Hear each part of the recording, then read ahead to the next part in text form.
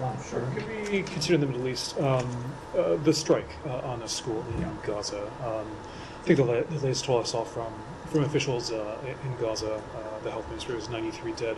Israel has said that it identified 31 militants in that sort. I mean, how much credence do you put in this? I mean, do you think that even if 31 militants were killed, that means another 60 plus non-militants died in this.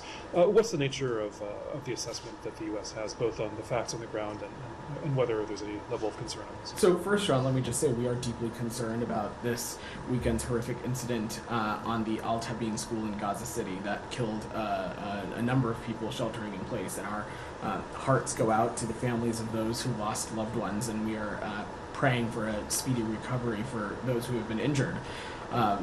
We have been clear, both to our partners in Israel, that every possible effort needs to be taken to minimize the impact of civilian casualties. But again, as we have seen in this instance, as our Israeli partners indicated, that there were a number of Hamas militants using civilian infrastructure, in this case a school, to hide amongst that. And so we condemn and deplore any attempt by terrorists to hide among civilians in or under protected facilities. That needs to stop. Sites such as schools may lose their protected status under international law when they're used by combatants. But that certainly does not take away from the moral and strategic imperative that our partners in Israel have to take every possible step to make sure that the loss of civilian life, impacts to civilians, is not mitigated, and that's something we'll continue to stress apparently. On this specific strike and incident, we continue to be in close coordination with our partners in the IDF and have continued to solicit more information around it, but I don't have any information beyond that.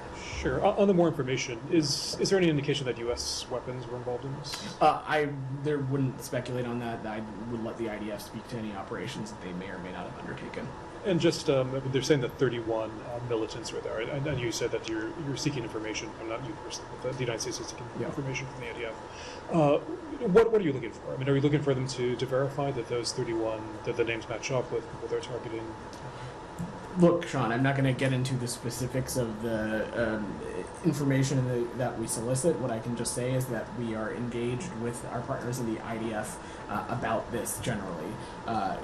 Let's not lose sight of the fact that ultimately here, Israel does have, we support its ability to defend itself, and we support its ability to take out Hamas terrorists, to continue to hold to account those that were involved in the horrific October 7th terrorist attack. But again, we also will continue to stress that there is a moral and strategic imperative for Israel to minimize its impacts on civilians and to minimize civilian casualties. And lastly, the last point I'll make on this is that we are even having, the reason we're having this conversation is because Hamas has a clear track record of continuing to co-locate itself among civilian infrastructure, use civilians as human shields. That's not hyperbole. There is a clear track record of that.